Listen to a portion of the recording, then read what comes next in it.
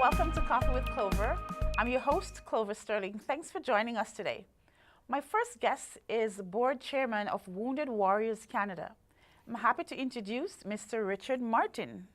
Thank you, Mr. Clover. Martin, thanks for coming in. Oh, it's wonderful to be here. So you dedicate your time working with Wounded Warriors of Canada. What do you do?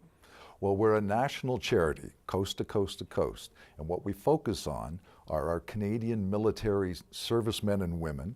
They can be active servicemen and women, veterans, retired, reservists, and their families, and we also help first responders and their families, police, fire, and EMS. So what we do, we offer programs that focus on mental health, largely post-traumatic stress disorder. Have you seen a lot of that happening? A lot. It was, for the longest time, it was not looked at from the military, and only since, well, it's become a very big topic since the end of the Afghanistan war. It has. Maybe they didn't know what was going on to these veterans coming back, right? Well, I think for years we used to refer to it as shell shock, battle fatigue. They knew things were happening to soldiers mentally, and they didn't recover when they came home. In fact, their wars kept going on even though the main battle was over. So now it's been recognized. We know it's an illness, post-traumatic stress. Post-traumatic. So one has to identify what's going on with them and contact your department. That's right. When they come back, the military deals with the people when they come back. They can be medically discharged, or they can still be actively in service and find out that they realize they're starting to have trouble, starting to have problems. And then they'll speak to the OSIS units, operational stress injury units that deal with people, and then they try and direct them to get help. Now, within the Department of National Defense, there are certainly psychiatric services that are available. But the government can't do everything, and so we fill the gaps. We step in where the government How do you doesn't. know which program is right for a particular soldier? Well, we don't know which one is right for any particular veteran or soldier. What we do is we have a slate of programs, and they're able to take them all, and all at no cost. So we give them a toolbox, and we're providing them with tools to help themselves deal with this illness, cope with life, and be able to continue on. So you can take the equine therapy program. That might work for you. Maybe you need more. How long does it last? Or just long does one program? Well, they usually come in serials. So an equine therapy program, the first time you do it, it lasts a weekend. Okay, that's short. Okay. Well, then there's follow-up programs, though, that you can go, and each one will last longer. But you're not abandoned at the end of the program. The counselors all stay in touch, the clinicians, or our follow-up. The COPE program for couples overcoming PTSD every day, it's a 5-day intensive program. So it's longer. So these programs operated by you receiving donations from community? Yes. How does that work? So Canadians, corporations, communities, individuals just like you make the donations to Wounded Warriors Canada, and that's how we develop and fund these programs. There's also a lot of activities that you do throughout the year to raise money. How is that going? Well, it's going really well. A lot of our fundraising is done by third parties, in the sense people will run their bingo tournaments, they'll run golf tournaments, they'll raise money and turn the funds over to us. Generous. It's massive. Then we have corporate donations from the Brick, Glenfiddich, Bruce Power. These have all been phenomenal supporters from us. And then we run our own fundraising events that we control, and those tend to be right now bike riding events. Oh, that's interesting. So in doing these programs, do you think enough has been done? Or do you still need to raise more donation for, because it's a family also? Enough has not been done. And the demand, as our programs expand, the demand gets greater. Okay. Just this year, in February, we announced we were funding our service dog program. This year alone to the tune of $300,000, which will fund about 25 dogs. Those dogs are already spoken for. We're hoping more is needed. For more donations. The more money we get the more dogs we can offer, the more cereals we can run, the more people we can help. So you want to make an appeal. Where should they make this donation to? You can go online. We have a wonderful website at woundedwarriors.ca. Follow the links. You can donate right online, all through the web. As much as you want to donate. As much as you want to donate, as little as you want to donate. You can sign up to make $10 monthly donations if that works for you. You will get a tax receipt because we are a national charity. So every donation gets tax receipted. Okay, great. Thanks, Richard, for coming on to share this information with you. I didn't know that it runs by donation, so now I will sharpen Well, my thank belt you and so see what much I for can having do. me on. It's Okay. been an absolute pleasure. You're most welcome. It's time to take a break. We have lots coming up. Stay with us.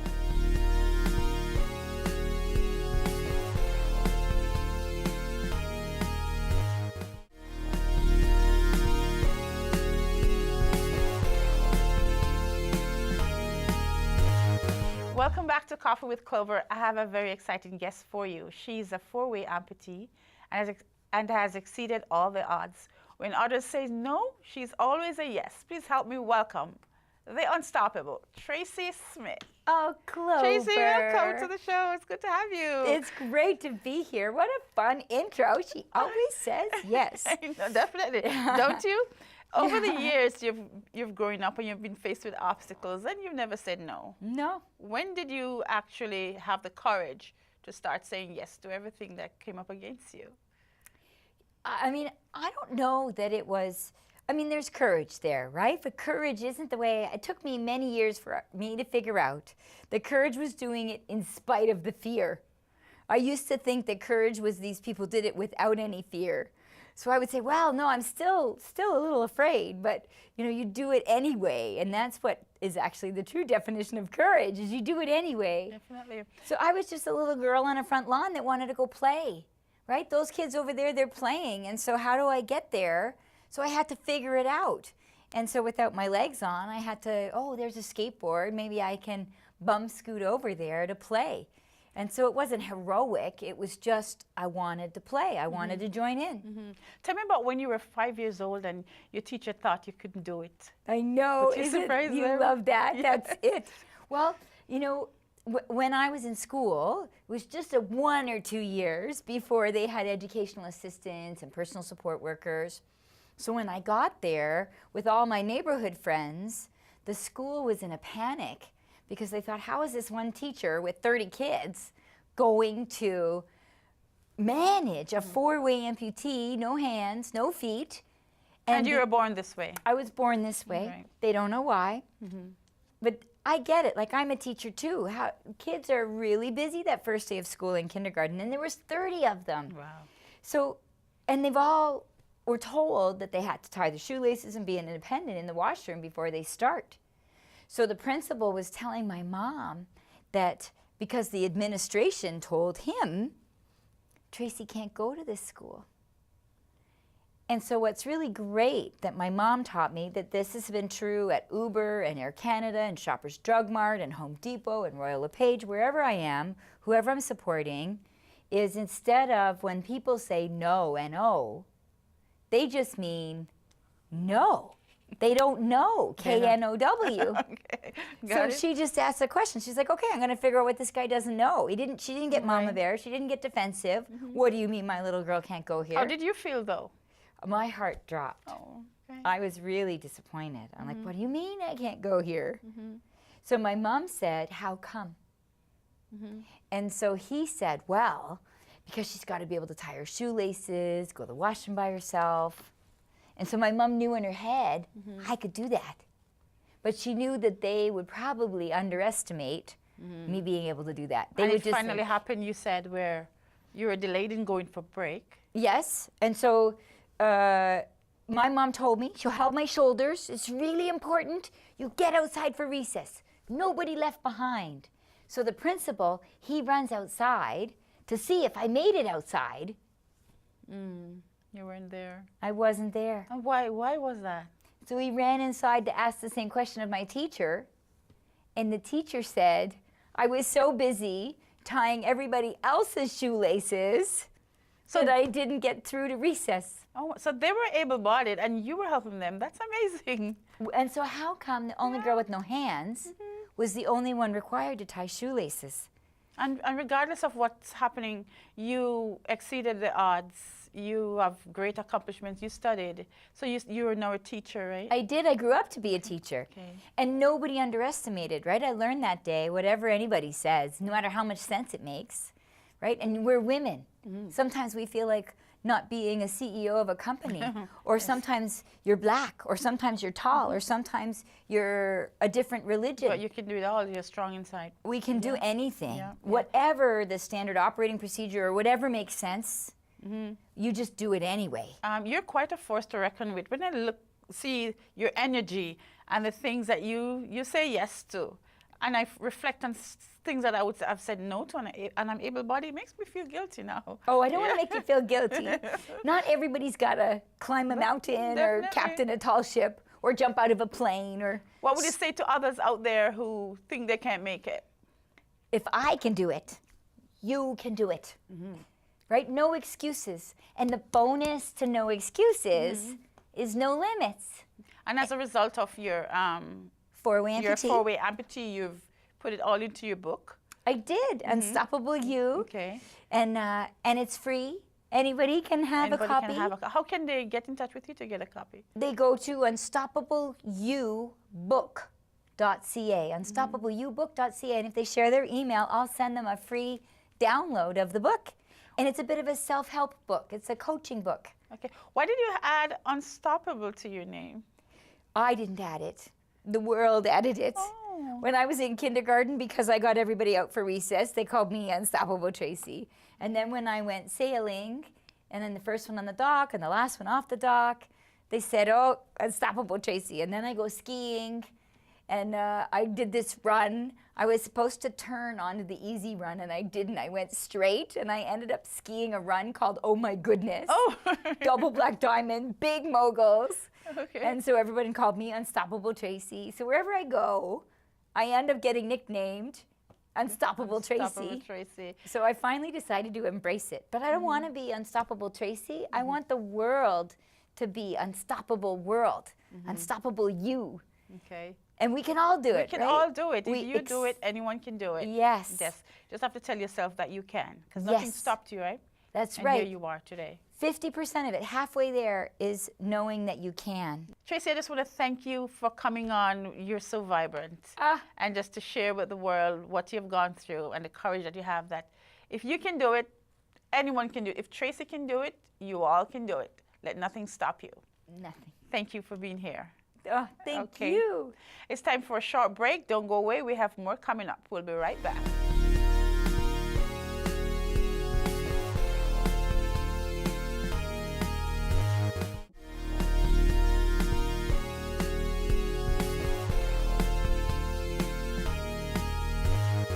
Welcome back to Coffee with Clover. My next guest has a passion for fashion, which led her to creating her own design. Please help me welcome the talented and young entrepreneur, Shrice Shillingford. Hi, Shrice. Welcome to the show. Thank you for having me. Nice to have you here. So how long have you been designing now? I've been designing for about 4 years. And how has it been? It's been great. Every year it gets different. I get new customers, new clientele, and new fashion shows to do. What I'm curious about though, where do you get your inspiration from? There are different fashion coming out like monthly, and by the year, they're by colors. Where do you get your inspiration to create your line? I like to pull ideas from old trends. I really love right now the 90s. I see that a lot of patterns are coming back, so I like to pull from old things that were popular in the past and make them new. So you put pen to paper and you created, this is what you want it to look like. Yeah. And how do you choose your color scheme? Just about whatever inspires me while I'm looking through the stores. Like right now I'm really into textures and patterns.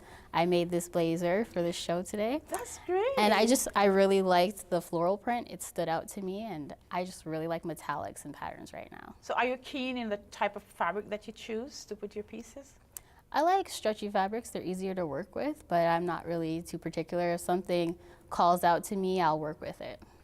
At what point in life that you realized you had a flair for fashion that eventually you're making your own clothes? You don't shop in stores, right? I do from time to time. I kind of like to steal ideas from stores and remake them my own, so I can always say, you know, this is my look. When did this flair start? When I was a kid, I used to always play dress up when I was about like 8 or 9. I used to make clothes out of costumes, remake them, and so on, beading and stuff. And then as I got older, I developed my own style, and I just really had a passion for fashion and wanted that to be my life. So I went to George Brown and studied fashion technique and design. That's off to George Brown. So how far do you wish to take your designing? All the way. I hope to own my own company and be like the top of the top. Chanel, it's my inspiration. Definitely. Are you working at that right now, in owning your own company? I am, slowly but surely. I'm going to start with selling my clothes online, but hopefully soon things will blow up. And do you cater for all sizes? Like what body type, when you're designing, what do you envision? What body type do you create for? I never create for any particular body type. Right now I'm doing custom clothing, so anything that the customer I feel will suit them is what I make for them. So I ask them about what they like and go by what would go great looking on them, and I just go off of that. So you also sew for your clients. Likewise, you create your designs, right? Yeah. So if someone comes to you with fabric undecided of what they want to make, it's easy for you to just put something together based on what? The texture, the color? I usually go off of what they personally like. So I ask them about what kind of styles call out to them the most and try and collaborate with them of what would look best with their body and the ideas of what they're coming up with that they like and they see coming out in media and society, and just try and give them a look that would make them feel like their greatest self. It's good to know that you haven't let up. You've studied this field. It was your passion from childhood, and you've been creating your own pieces now. How far do you think it will take you? Do you think you'll get to the supermodel stage? You'll have other models internationally wearing your brand? I hope so. I feel like as long as I work hard and I stick to it, I can get as far as I want to be. But then you got to put yourself out there and put yourself out there enough. What have you been doing with social media to get your stuff out? Well, I'm doing fashion shows right now, and as much as I possibly can post on social media, I do. I have an Instagram page and a website, and I'm about to launch my ready-to-wear line this summer. That's So good. hopefully my line will get out there and people will see it and want to place orders with me. For summer's coming, when did you start putting your pieces together? How long does it take you to finish however many pieces that you want to make? If it's a line and it's a solid line I want to put together, I would probably take about 3 months to put it together. Or say you'll do summer or you'll do spring in the fall, and then for summer in the spring. Yes. So as soon as one's out, another one's starting. For sure, yeah. Wow, how does it make you feel? Amazing. You're I love living your seeing dream, the finished right? product. Yes, it's amazing. Oh, good. What advice do you have to give to other young entrepreneurs out there who would like to make it in the business like you are? Never stop working hard and never give up on your dreams. No matter how much you feel like you can never make it, there's always somebody who loves your style, who wants exactly what you're making. There's always people out there with different tastes. So if you feel like no one's getting you and you're just not going to make it out there, it's not true. Everyone's different. Everyone has their own flavor, and somebody out there is going to like yours. Any obstacles you face? From time to time, I come across people who tell me, you know, it's hard to make it in the fashion industry, but just because something's hard doesn't mean you shouldn't do it. And you're doing it on a small scale, and eventually you're going to be elevated. Yeah, it's baby steps, you know, Baby trying to work steps my will way. get you there. So it's Bent Custom Design. How did you come up with the name? It's actually my soon-to-be fiance's last name, so he's always helped me and pushed me towards my dreams, so I decided to name my company after him. Why not call it his name? Is that his last name, his first name? That's his last name. Okay, how does he feel? He likes it. He always helps me with my business, and he's very supportive, so he's very happy that I've named it after him. Okay, we'll take a break. Don't go away. We have more fashion coming up. You don't want to miss this.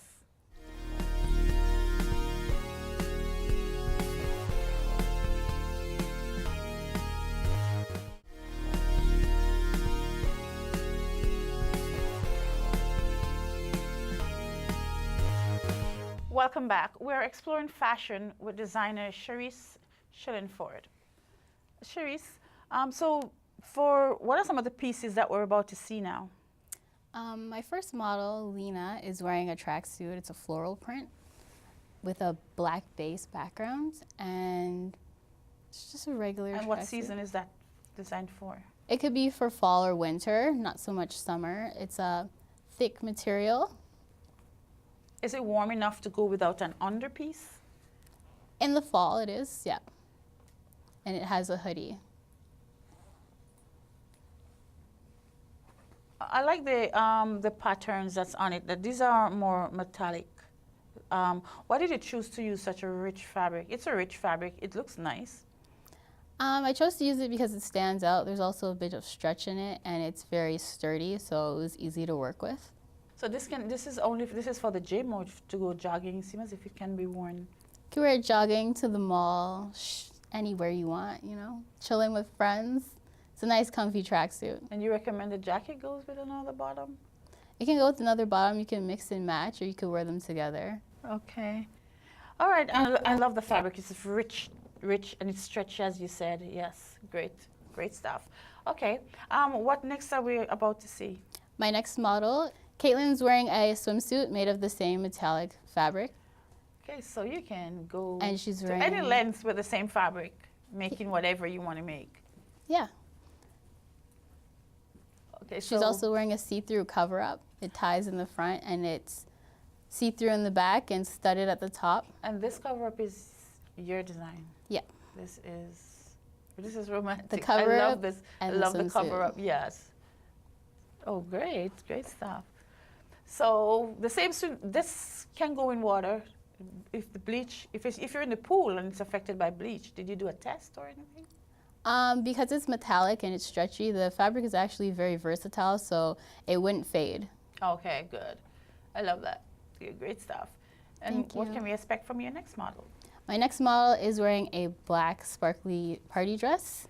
For the same fabric, it's now, it's a different fabric. Yeah. Okay. And this is a party wear. Yeah, this is a going out dress. So you would recommend this with a jacket or on its own is just as versatile, right? Yeah, for sure. It's a dress you'd wear out to a club or, you know, to just go see your ex. It's a nice dress. Okay. Why this fabric though? It actually called to me because it was so sparkly and I loved it. It also has stretch in it.